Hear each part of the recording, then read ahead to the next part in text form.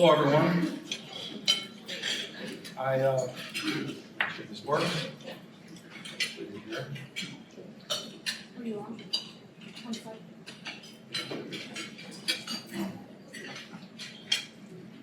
There you go. All right.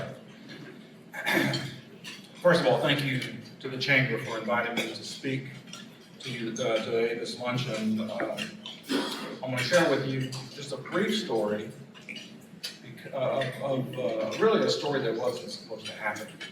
And I'm extremely grateful to be talking about it to the people that actually made it happen, helped make it happen. I prefer to be called the master enchilada roller because I did earn an MBA, but mine stood for mop bucket attendant when I worked at a restaurant when I was a young teenager. You can follow me or stalk me, whichever. But all my posts are positive. I stay away from politics as much as I can. Sometimes you're tempted, but then you pull it back because it doesn't do any good. So, but you will find that most of my messages on Twitter and Instagram are all positive messages.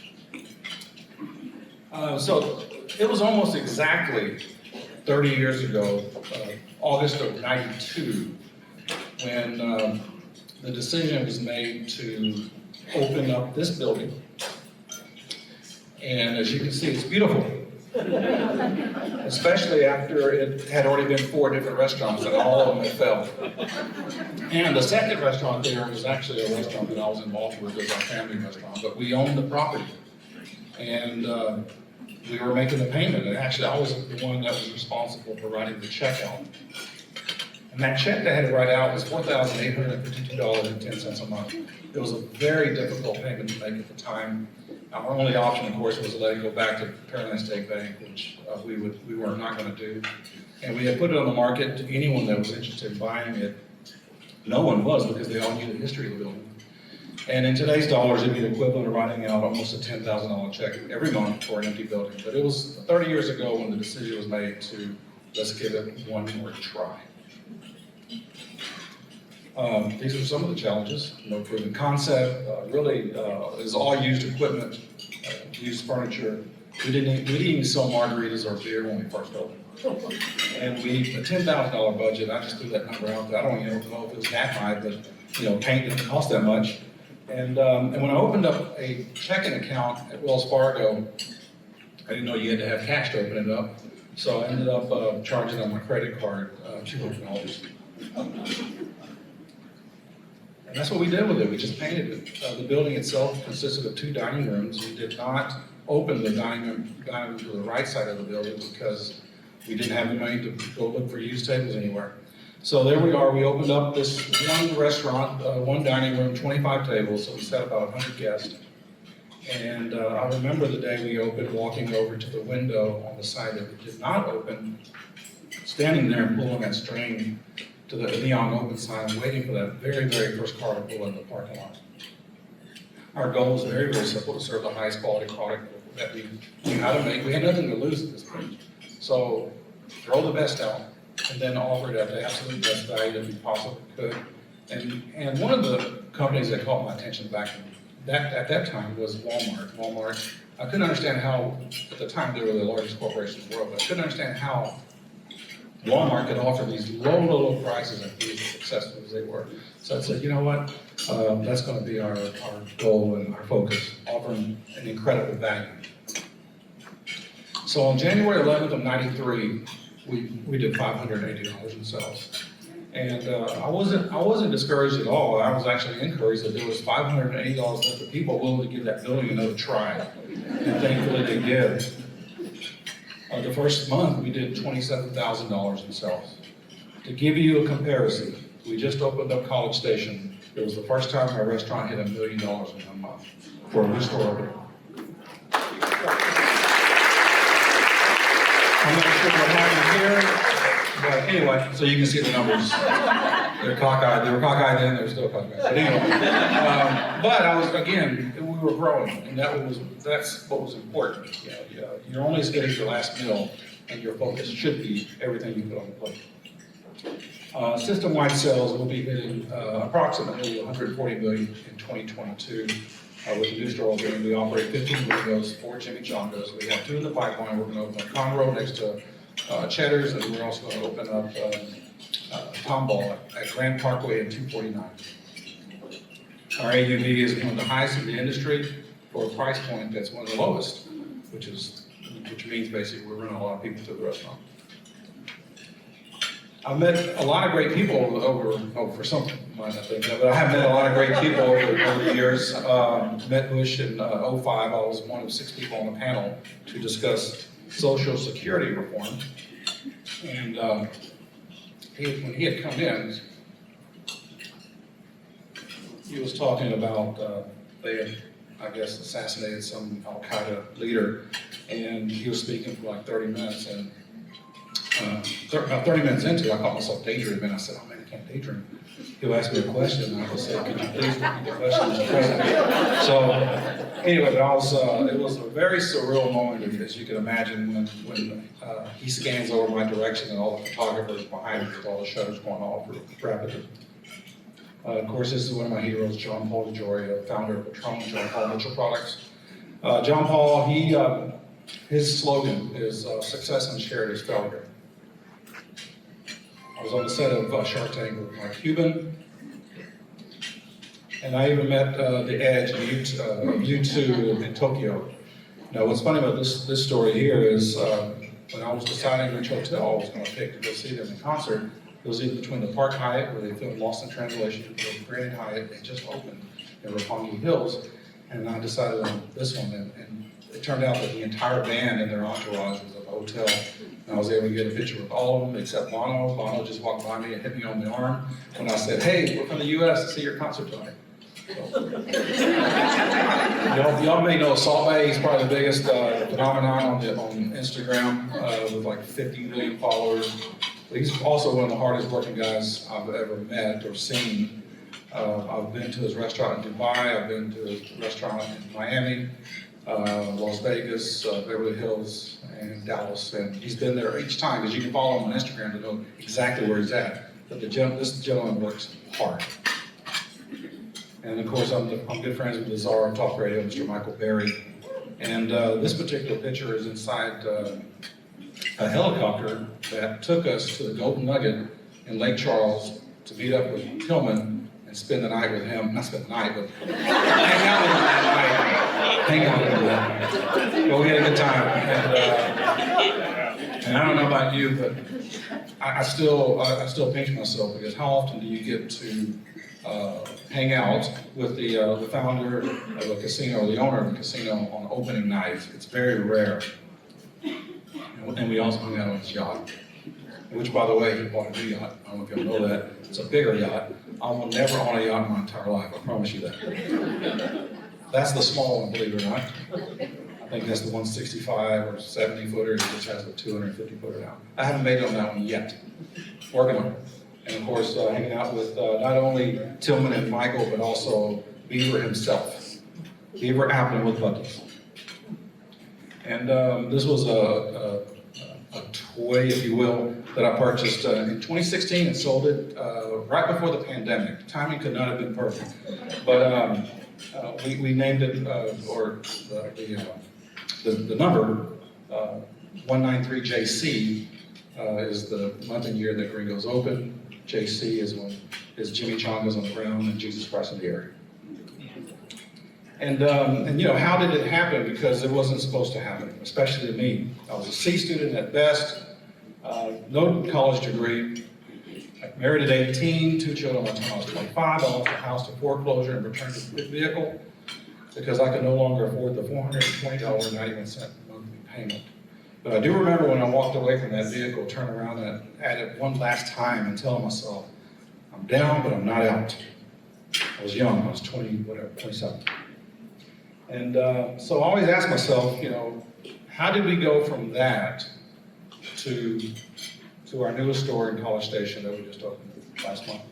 One of the most beautiful bars around, which, by the way, we're in the process of remodeling the original Gringo's.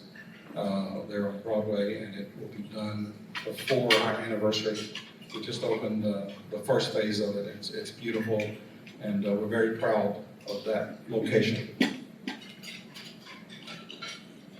So if I were to, let me share my guess, or core values with you real quick. I wrote these about around 2002, 2003, because I knew what the vision was in my head, but I had to also put it on paper. So our leadership team, our managers, our team members could also understand what we were about. And I wanted to keep it simple. It didn't have to be a book or anything, but very simple words. Building guest relationships in the middle of time. That was our primary focus the very first day we opened. Developing or fostering honesty and respect amongst our team members. A company will not thrive or grow or continue to succeed if there is no respect amongst the people that work there. Reinvesting in our team members and local community is huge. It's a cornerstone of who we are and what we are and why we're where we're at. Developing a relationship of trust with our vendors. Our vendors are very important to us. They're, they're our allies. They're the ones that keep us supplied. They know our specs, our standards, and make sure that we have what we need to serve our guests. And in return, we pay them very promptly. We pay our vendors so well, we actually sometimes pay them twice, and they have to mail checks back to us. We've actually fixed that one. And then, of course, number 5, never being satisfied. Never being satisfied. Always looking for ways to continually improve the experience of the people that pay your bills. How can you elevate it? How can you continue making yourself better each and every day? And I'm going to share with just 2 principles today, but basically the first one is high standard of excellence. We all compete by comparison. All of us do. And, what are you doing different that elevates you to a different level than your competitors? That's what you're always trying to look for and look at. Because the beauty is, as long as you're moving and continue to grow and develop and improve, what happens, your competition has to do the same, otherwise they cannot keep up. Vince Lombardi said it best when he said that perfection is not attainable, but if we chase it, if we chase perfection, we can catch excellence. And that should be the goal. Perfection, at least, but hey, also for excellence every day, either day. Buc-ee's, we all know Buc-ee's, and if you think about what their model is, it's basically 2 things: clean restrooms and quick execution at the register. I mean, you check out in no time. And look what they've done. I asked Ybarra what was the deal about clean restrooms, and when he and his wife separated and he had his daughter for the weekend, he would visit restrooms or gas stations, and they were so filthy, he was just disgusted about it, and he just told himself his would never ever look like that. And restrooms, cleaning restrooms, keeping those clean. And I still walk into gas stations today, and I shake my head. I said, there's a model out there for you to look and observe and mimic, and you can't even do that. It doesn't make sense, but oh well. That's why Buc-ee's is so successful. We acquired a property in 2011 for the first chimichanga. So it was a 2nd generation property, and this is an area back in the dock area that no guest will ever see, but it didn't meet our standards. So we revamped it, and that's what it looked like before and after. And so we're always looking, especially the stuff that people do not see, because it sends a message to our team members that it matters, that it's important. This was Stafford, Gringo Stafford, when we first acquired it. It was an on-the-border property, and I believe in always hiring professionals to help you achieve your goals. And so my architect did that with the same building. And we were able to remodel this building. If you haven't been there lately, we were able to remodel it during the pandemic, and it's beautiful, which is a beautiful dining room. But the other principle is giving. It's, like I said, it's our core value number 3, reinvesting in our team members and local community, is the cornerstone of why I'm even standing here. I always tell people that day when I pulled that string on January 11th of '93, and had someone pick me up and transported me in time and drop me, for example, in this room talking about this company now, I would have thought I was hallucinating. But I'm a big believer in conscious capitalism. I've always wanted Gringo to be more than just another restaurant, enriching the owner. And I know this one restaurant owner that he was approached by a busser and the busser asked him for a 25-cent raise. That was it. And the owner told him, no, I don't have it. And as he leaves the restaurant, and he hops in his Ferrari and takes off. But enriching lives it is the most noble thing any human being can be on a journey. As y'all know, we did something for the Pearland. Thank y'all for Pearland. Pearland cranks out some incredible baseball teams and players. I mean, in other words, it must be in the food. That's what it must be. It must be in the food, not the water, but the food. But we saw the community rallying around the players and the team, so we said, you know what, let's do our part. I don't know if y'all know this, but for the last 20 plus years, we have donated the opening inventory for the concession stand for Pearland Little League every year for the last 20 plus years. And we're proud to do that. This was a benefit we did for an officer who lost a leg. He was in West Texas. He and his partner, Larry Candelaria, were returning from a hunting trip. They came upon this accident. They got out like anyone would do to help. And as they did, they were mowed over by an 18-wheeler. And Larry was killed and Mike lost a leg. And we saw that they were putting these fundraisers all throughout the Ptsd, Deer Park area. So we said, let's step up.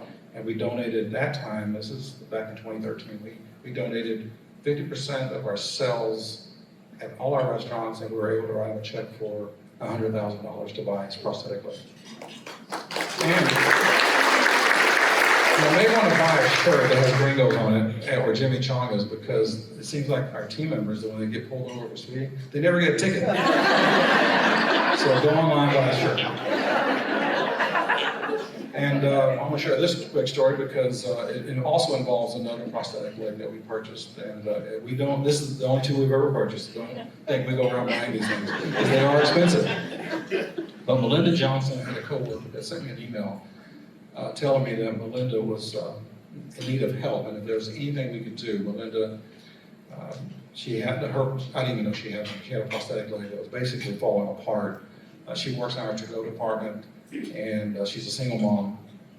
And so I had my VP of operations, John Fernandez, who's from Pearland, meet with her and sat down and basically told her, hey, let's go to your doctor and find out how we can help. So she went to her doctor. She got 3 proposals. The one was the basic, middle of the line, and premium top of the line, and it was basically like $30,000, $70,000, and $100,000. So I met with John. We had a plan, and I sent him back with some special instructions, and it was really simple, the instructions. But anyway, John sits down with her and says, Melinda, we're going to get you a prosthetic leg. And she was thrilled and excited, as you can imagine. And so, but he said, Russell wanted me to ask you one question on it. If money was no object, which of the 3 would you purchase? And she thought about it for a moment, and she said, you know, if money was no object, I would probably get the top of the line because it would allow me to do things with her daughter that she's not able to do, like go to the beach without having to remove it because of the sand and all kinds of things. So John looked at her and said, you know, Melinda, Russell said, that's the one you pick, that's the one we're going to get. So you're looking at $100,000 prosthetic.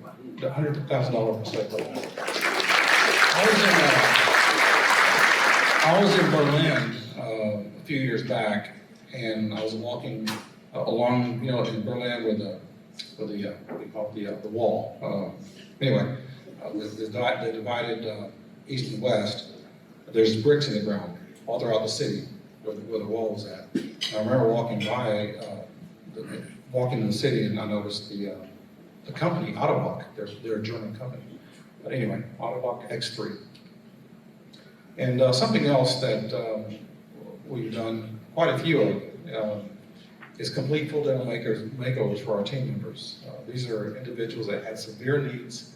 And so you're looking at 2 of the recipients of that. And it's amazing the person that you see that comes out of the shell because they just do not want to smile because of their teeth. And it really makes you feel good. It really does. And of course, I'm on the board of directors of the Ptsd Foundation of America. It's a peer-to-peer counseling facility up north, Camp Hope. And it's free to our residents that are suffering from severe PTSD. We lose 20 to 22 veterans a day. We're very involved with it. We offer a combination plate called the Plato Soldado, which is soldier in Spanish, and we donate $2 from everyone sold at all our locations. And the update was actually, you know, right around 750,000 already, and it will keep going. We're not going to stop it. So let's make that number 10 million. But anyway, and again, I say all that to say thank you, because by your support, that's how you impact the community, by supporting the companies that do have meaning and purpose besides making money. We all know money's important. You can't survive without making a profit, but there's more to business than just making money. And so it's no different than our body. Our body has so many different functions, but there's not one function that's the most important. And I was just going to finish here shortly, but I surround myself with great people. And these four individuals here represent 83 years with Gringos.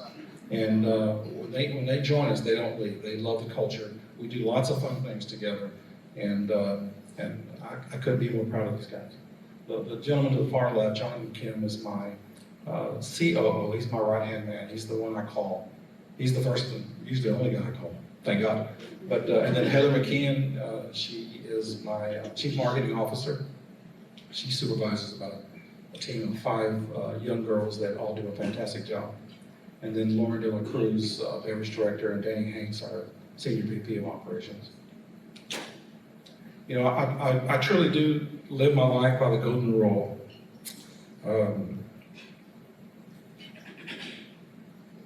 Most people think that, you know, being kind or nice to a person, the act itself is important, but really it's more than that. It's how you think toward others. And I wouldn't be here for a lot of reasons, but I just want to say thank you. And yeah, I still get emotional because, again, it wasn't supposed to happen. Thank you.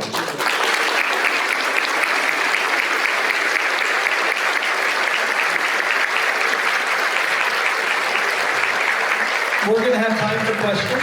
This is a great opportunity. We have 2 fantastic speakers that are sharing how they took their companies and went from something they didn't think they should be here, where they are today. Our next speaker's bio is in the program as well. Let's give John Garrett, Community Impact News, a round of applause. Man, that's a tough one to follow right there. Great job. All right, so I get to tell you a little bit about my story. This is our headquarters, actually, just north of Austin in Pflugerville, off of 130, if you've seen it before. But I'm going to tell you a little fun story about our Houston building coming up. If I get this thing to work. Oh, here we go. This is my celebrity photo. This is my beautiful family, my wife, Jennifer, 3 daughters, so you know how to pray for me. And my daughter on the right there, her name's Molly. We just dropped her off at the University of Texas on Saturday. She's studying journalism. She wants to get into the family business. It's so cool. So I'm excited about that. The other celebrities that you actually probably do know are here today. Papar, if you want to wait, Papar with us. Her editor, Jake, is sitting next to her. If you want to buy some ads, we also have right there. Joe is next to her, and then Jason Culpepper runs our entire Houston division. He's the one that brought it from Austin to Houston. And we've got Daniel, we've got Kelly Schaefer, our managing editor. We also have, oh my gosh, I know Andy, that's right. I almost messed that one up. He's also a reporter for us, and Jesus, our graphic designer. So thank y'all for joining me, and I hope I do you proud. My career journey, I started at the Houston Chronicle right out of college. I went to Sam Houston State University, Mckeon. And my wife and I, though, we grew up in Austin, so we just wanted to get back to Austin. And so I left the Houston Chronicle. This was during the glory years, the late 90s, when we were the only game in town. You might remember that. And so I learned a lot, but I was always on the business side. So I was on the advertising side. I learned a lot about mail and all that kind of stuff that we did.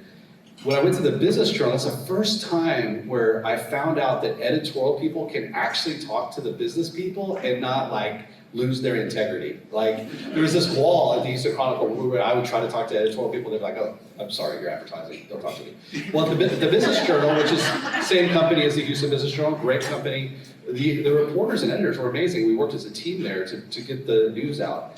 But while I was at the business journal, I was like, the only thing I don't like about the business journal is that our whole thing was that the insiders were the only ones that should know what's happening in your backyard. And that bothered me. I was like, why is it only the people that, you know, the developers and the bankers and the landowners and all this stuff, why are they the only ones that know that there's a new road being built that's going to impact people's pocketbooks? So I came up with this little business plan that really started out of curiosity. I was driving, this is 45 and 35. And I was driving down this road every day, and this is 2005, so Google Maps was like just birthed. There was no way to really see anything. And we just wanted to know where these roads were going. Austin's a little weird if you didn't know that. So it was really about should Austin have toll roads is what they were talking about. Well, they were building it. We just wanted to know how much were they going to cost, where they were going. So I built this little business plan. But first, I read a book called Visioneering by Andy Stanley. And if those of y'all that are thinking about starting a business or in business, this was really helpful to me because the main concept I got out of this was there's a difference between what has to be, what should be, what could be, and what has to be. And if you're starting a business or you've been in business, there's those days that you want to quit, right? This book kind of tells the story of Nehemiah, and there's this idea that I'm not just doing this business because it would be nice. I'm doing this business because it has to be. We have to have clean restrooms, right? The passion that keeps you moving, for me, it was everybody deserves to know this stuff, not just the insiders. And that kept me going on those really hot 105-degree summer days, right? Where people were telling me I'm crazy to start a newspaper, even back in 2005. That book was helpful. So I drew out this little edition in one night, and the whole idea, look at this, the whole idea was, even back in 2005, no one was getting the Statesman. No one was getting the Round Rock Leader, the community paper. No one knew about any of this stuff. This is 2005, it's even worse today. So the whole concept was 60,000 people live in this area. They should all know about what's happening around them. And so I quit my job at the Business Journal, took a $39,000 loan for my Southwest Airlines Visa card. Be sure to read those APR, APY rules very closely. And we launched the paper, and that was our first edition. Maps, if you love CI, we love maps. Started the very first edition, built this thing in a mini Mac computer with entrance ramps and exit ramps just to tell people. Now, imagine if you go to a Gringo's, for example, off of 45, and you didn't know where the entrance ramps or exit ramps were going to be. It was really important for those business owners. They had no idea. We're the first ones to do that. We sent this paper out in 2005, and back then, we couldn't afford voicemail. You younger people, you actually had to pay extra to have voicemail. Caller ID, that was $4.85. It was a little box. Y'all remember? And I can't tell you how amazing it was to get first edition to go out. And we got all these, I couldn't afford the voicemail, so I didn't know what they thought of the paper, but I had their number, on the caller ID box, and went through, it was a hit, the very first edition. 2005 is when we started. We were in Austin, one edition, 60,000 mailboxes, and Round Rock and Pflugerville, we had 4 full-time employees. And now, in 2022, we're in all the major cities in Texas, Austin, Houston, Dallas, and San Antonio. We have about 36 editions. Actually, a little bit, 2.6 million households, over 50 communities, and we have 200 full-time employees, including state-of-the-art printing plant in Pflugerville. It's just amazing. If you're ever in the market, ever in the area, and you want a VIP tour, we can ask one of Russell's friends to come give you the tour, or I can do it, and we'll go around and we'll show you all the cool equipment. It's a really cool thing to see. It's really neat to see the operations. Like Gringo's in his company, we're also very mission, values, and purpose-driven. I'm not going to read through all this for you, but our values are, we call them the 5 stones. It's a nod to David and Goliath, right? He knew what to do when he was in danger because he knew what he could do with a stone. And so we tell our team, hey, anytime we're making decisions, we're filtering our decisions through these 5 values. How does this live up to integrity? How does this live up to innovation? How does this live up to the idea that our faith senses we're here to accomplish something great? We're also mission-driven. Who doesn't love the idea that we want to help local people connect to their communities? We want to help local businesses thrive. And we want to do it with a team that has fun and collaborates, and they're passionate about what they do. And the purpose actually came, I don't know about y'all, but you may go to CEO conferences and they're like, hey, you need values, you need mission, and you need purpose statement. I never understood that till the pandemic. I thought we had good values, we have a great mission, why do we need a purpose statement? Well, when I was, remember when they said that the pandemic was going to be about 6 weeks long in 2020? Remember that? So I was walking around my neighborhood, and that's the first time I really thought we were going to fail. Because just like all of our customers were closed. They couldn't, they couldn't accept, people coming into their doors. So we lost about 40% of our revenue overnight. And I remember walking around my neighborhood like all of us did, remember those days? So we're walking around the neighborhood. And I was thinking like, why is it important that CI exists? Like I finally understood. Purpose is like, if we go away, you're gonna find your news from somebody else. If, we go away, our amazing employees, they're gonna find great jobs. But why is it important that CI exists? And that's where the purpose statement came. We truly wanna be a light. We work in a very dark industry. The media industry is not a bright industry, if you didn't know that. We want to be a light to our readers, we want to be a light to our advertisers, to all the suppliers, all the vendors that we have, as well as certainly to our employees. That's our purpose, that's what keeps us, that's what makes me want to get up every morning to do what I do. Our business philosophy is really simple, it's not complicated, have really high quality content, that's where everything starts for us. People say print's dead, well listen, it's because the content's not very good in my view. High quality content, you get readers, you get revenue. And what do you do with that revenue? You either send it to shareholders in New York City, or you continue to build it to your teams. You add new reporters, you continue to build the product up. We're also a talent-centered organization. You guys all know right now, as employers, we have to be talent-centered. Whether you like it or not. You don't have to like the Gen Z or millennials or whatever if you're older than them, but you have to be talent-centered, and we all have to grow in that area. That's our focus as a company as we continue to grow. I always like to say, not your granddad's newspaper company, and nothing against granddads out there, but when I go to these CEO conferences around or whatever, they're like, what do you do? I own a newspaper company. They're like, oh man, what are you going to do next, right? It's a fair question. So I always try to ask them, like, well, I try to explain the difference. Like, we don't do courts and sports, right? We are more of a business journal focus for the average citizen. It's kind of my approach to them. We obviously care a lot about what we write about, but we're also, I don't know if y'all know this, but we're daily now with our amazing email newsletter that we have, and certainly the website. But the big difference for me is that we have no paywall. We don't just focus on the high-income household units. Everybody in Pearland gets a community impact regardless of your socioeconomic status. So our circulation strategy, and certainly ownership's huge. Like Jennifer and I are the only shareholders. We're part of this national group of entrepreneurs called Tugboat. That's amazing. If you're interested, you should check it out. But it's the idea that we want to build a 100-year company. We're not trying to build something to sell. We really want to last for a long time. So that gives you just a different perspective. Good times or bad times. Now listen, do people read Community Impact? I mean, I hope y'all read it, but like, this is what's crazy. We have 35 editions, and cities now are asking their citizens, hey, where do you get your news? And I have like 10 of these around the state, that cities actually, this is not our data, okay? This is the city of Round Rock saying, hey, where do you get your news about the city?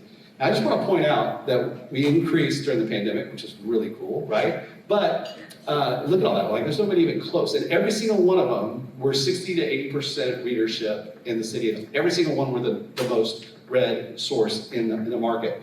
And I'm really proud of that. But just as perspective, 35% of Pearland residents watched the Super Bowl last year.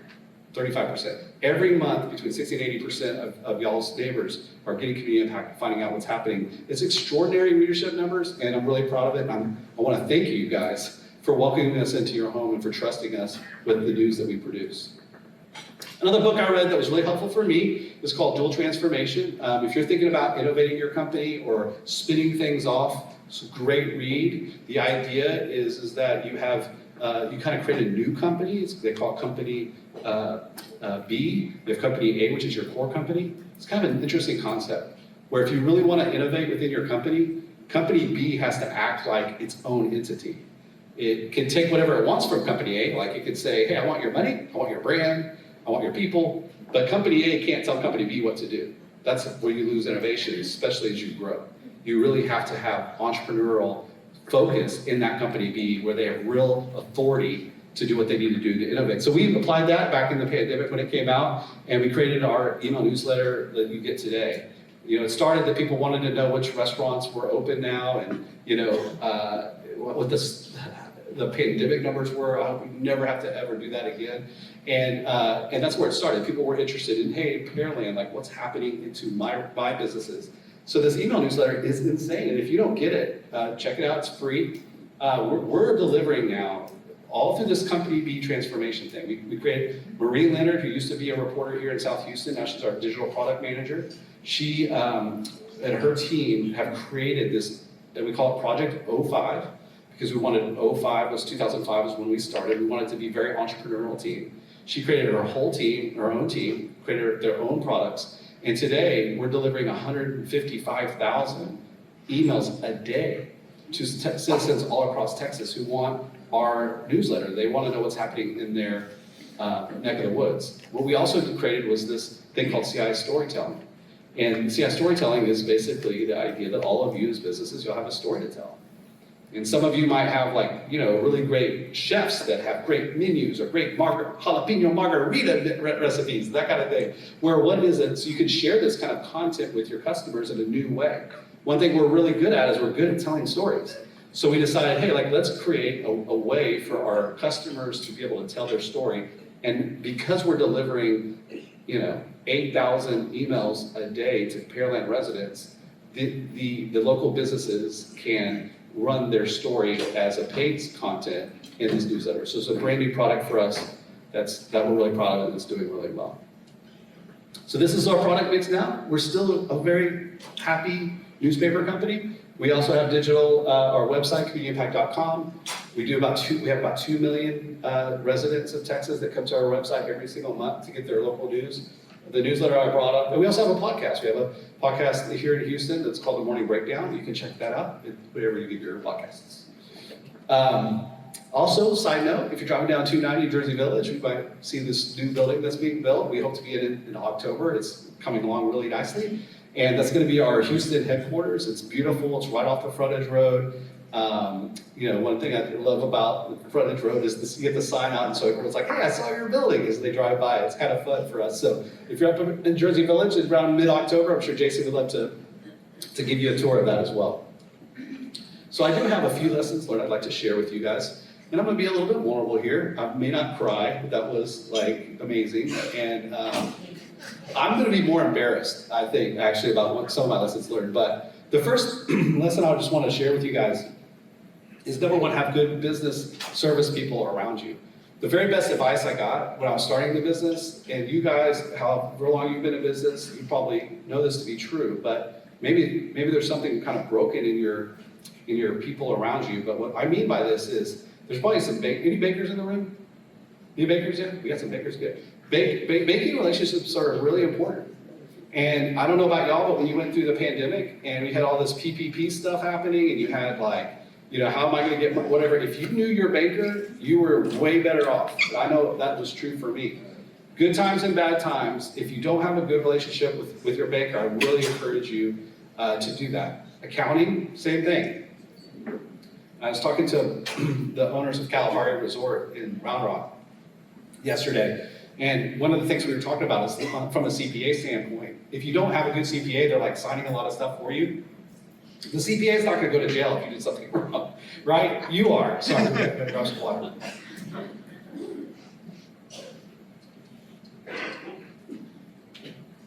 Sorry about that. So anyways, make sure you have great accounting and also legal. How you're set up, make sure you have a good attorney. That's the first thing. So if any of you in this room are thinking about starting a business, believe me, the first thing you want to do is you want to go find good people. Also have good insurance. One of the biggest mistakes I made is in October of 2005, we ran a guide and somebody was mad about what we had done. And I had a mentor that told me, hey, we had libel insurance, it was $3,500. $3,500 for libel insurance is crazy. So I didn't buy it. And sure enough, this guy was really mad about what we had written. But at the end of the day, he didn't sue me. But the guy who told me this advice, he came in and he said, did you buy the insurance? I was like, no. And he's like, well, if you had the insurance, would you be stressed out right now? I'm like, no. Which brings me to the second point. I apologize.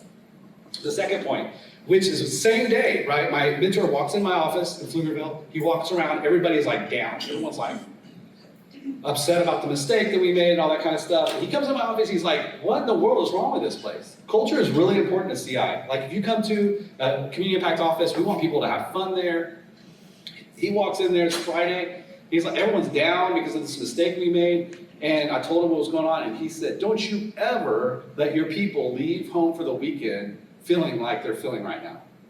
That is great advice, right? Especially as we've been through all what we've been through. This is real. I was talking to Shannon, right, about mental health, and mental health is real. It's something we really need to pay attention to. And as employers, you got to make sure that your people are feeling good when they head home for the weekend with their family, hopefully, right? Like, we should make sure as employers that we do a good job. And I wasn't doing a good job of that, but I learned that lesson. I really want people on the weekends. If I have a big stressful thing, I'm not going to send that email on Friday. I'm not. You guys know what I'm talking about. Come on, right? Am I the only one that does this stuff? All right, last but not least, this is where I'm going to get a little bit vulnerable with you guys because I learned this one the hard way. Okay, I had an employee, long story short, okay, they weren't happy with the decision I made. They were going to have a new boss. They wanted to be the boss. They didn't like, you guys understand. A lot of issues there. And this person had some vacation time left open, and she's like, okay, here's my 2 weeks notice, and I'm taking my vacation these 2 weeks. I'm like, first of all, I didn't like how the whole conversation went. I let my emotions get the best of me. This is like at least 10 years ago, so I've grown, I promise. But I'm like, no, today's your last day. Like, let's get your stuff out. Now, this person had given a lot to the company, worked really hard for the company, and I was a jerk. I was just a jerk. And because I was getting not what I wanted, right? Selfish. I was being a selfish jerk. And wouldn't you know it, this is our anniversary weekend, and I go to downtown Austin, Jennifer, I do like a hotel room in downtown Austin. Next morning, get up for breakfast, and guess who's in the breakfast line? Then the next day, this person, this employee. And I'll never forget that feeling. Like, it wasn't like a big buffet. They were very busy, like it wasn't Gringo's. They didn't have enough customers there. So like, I'm just hanging there with this person, and how awkward, right? And I just remember thinking, okay, always treat people that are leaving like you're gonna see them the next day. Like, how would you treat them, right? And so for me, when I had another person that I think was kind of a jerk too, when they were leaving, I remember telling myself, how is this meeting gonna end? And mentally, I imagined myself standing up, shaking their hand, wishing them the very best before the meeting. I was like, whatever happens in this meeting, that's how this meeting's gonna go down. And so I grew from it, and that's what happened. I stood up, shook this person's hand, and I saw them in the community a few months later. So that's just a few like embarrassing kind of lessons I've learned, and that's all I've got to share with you. I want to thank y'all for welcoming us into your home. Thank you for those that are y'all customers of ours. Really appreciate it.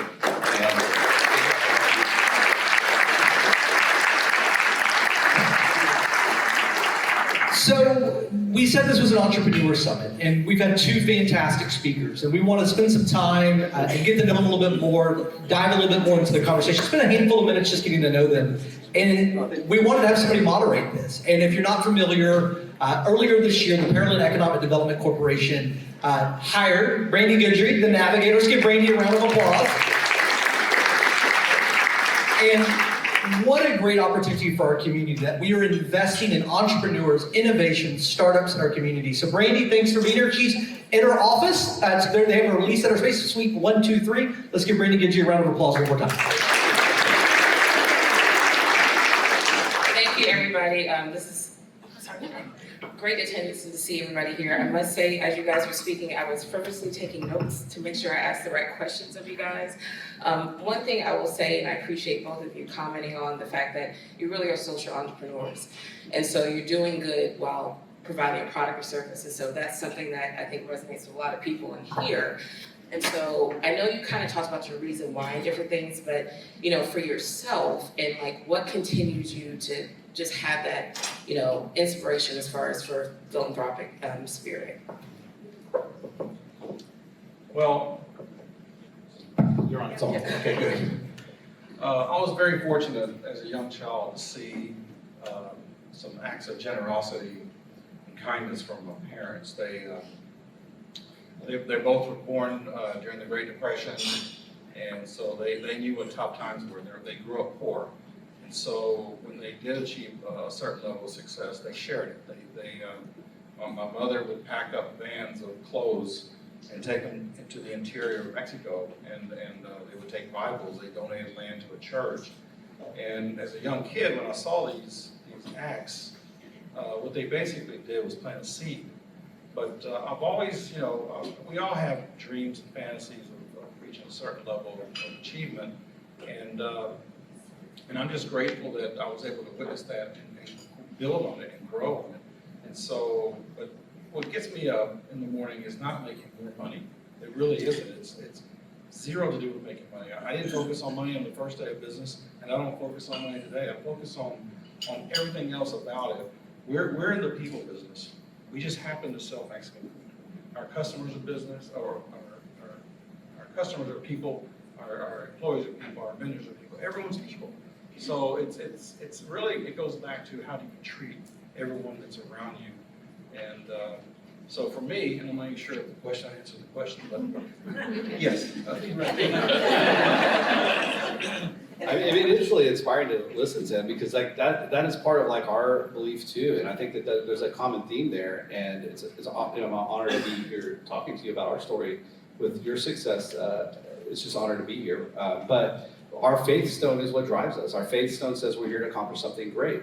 It is true that our reporters, they can call any elected official and get a meeting with any of them. And we take that responsibility with like a great bit of weight. And the idea is that because of our unique responsibility, because we're in every one of your homes, today is the most divisive time that I certainly have ever seen in my life.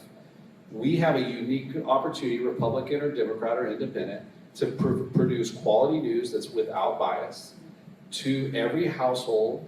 It is a way that what drives us is how do we get the silos, people out of their silos and connect people again.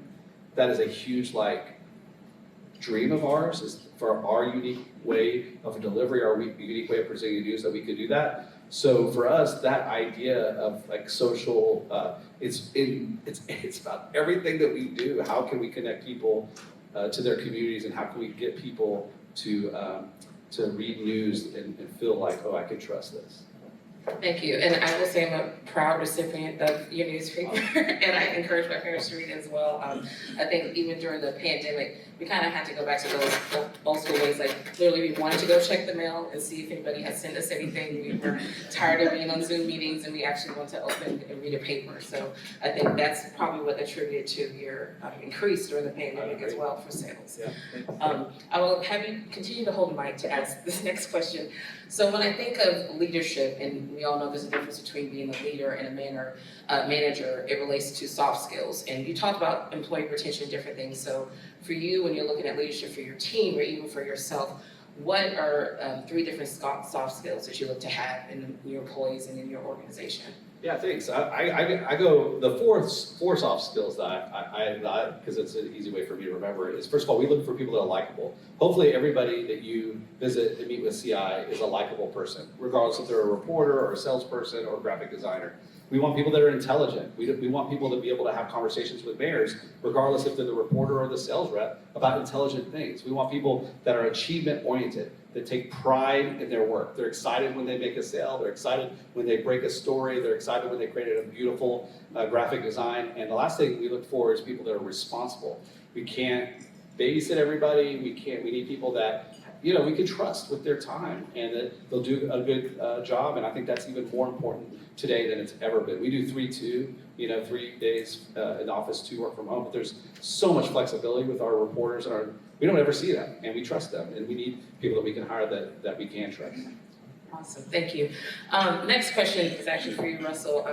I know you talked about estimating $10,000 investment. I think we all know about bootstrapping and maybe using some savings in 401k. But specifically, when you're looking for investors as you're growing with your business model, what attributes were you looking for, and potentially maybe even some companies to emulate? As far as Actual investors, yes. Investors, I'm the sole owner of Gringo's. I do have one franchise partner. I had 2, but we just acquired all 5 units of his almost a year ago. But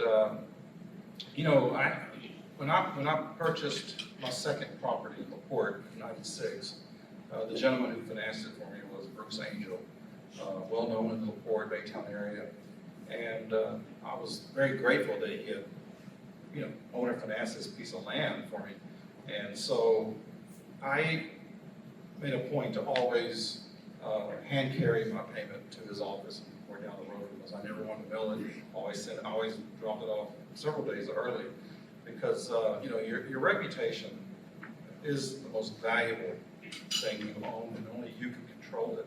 And so I take a lot of pride in what we do and how we keep our word, because when you lose that, if you lose that, you lost everything, especially today, because of how small this world is with a few clicks.